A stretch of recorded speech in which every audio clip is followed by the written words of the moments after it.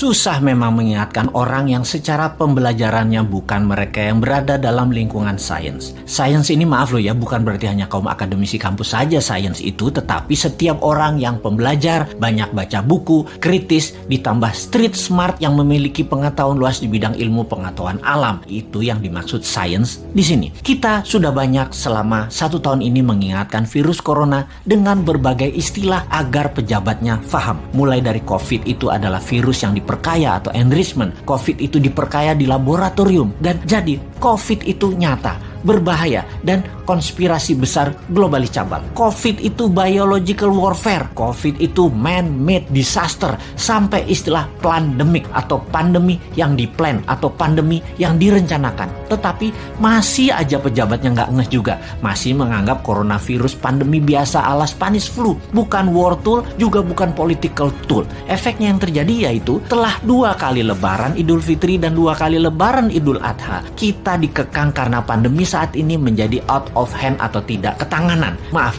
ini salah melihat masalah, boleh nggak dikatakan begitu? Atau kalau melihat masalahnya benar, tetapi terjadi ledakan juga, bisakah kita kecolongan karena mismanagement? Kita tahu pertanyaan begini membuat kuping merah pejabat yang sulit melihat dirinya sendiri salah, yang ada dirinya selalu benar. Ya nggak apa-apa juga, manusiawi kok. Tetapi kalau punya hati bersih, mata hati bersih, pasti tersadar bahwa dirinya ternyata tidak mampu dan harus berani mengakui di depan umum. Mengakui kesalahan dan kekurangan diri adalah wujud manusia luhur, wujud perbuatan kesatria, perbuatan negarawan. Dan ini yang lagi kami tunggu, pejabat yang berbudi luhur, tidak menjadi terhina manusia mengakui kelemahan diri itu. Rakyat pasti dukung pejabat yang manusia unggul, yang rendah hati tersebut, yaitu pejabat yang mengakui kelemahan dan kesalahan dirinya. Kemarin-kemarin kita semua tahu ada ketidakmampuan atau salah baca corona di awalnya, meremehkan, lalu lalai, kemudian terjadi ledakan, panik bukan alang kepala, lalu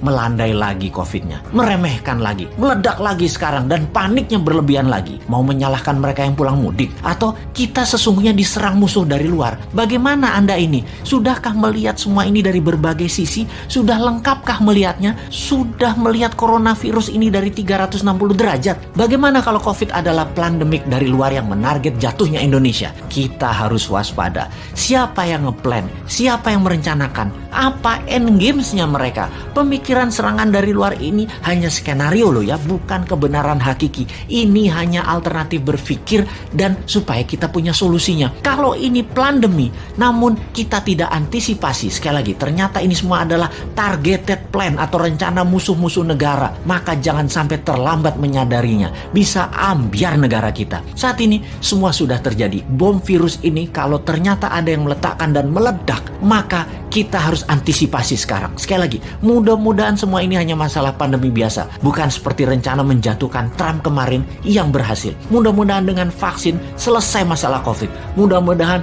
bukan pandemi untuk memecah keutuhan dan kekuatan bangsa Indonesia. Kalau dengan vaksin masalah belum selesai, punya plan B nggak bos?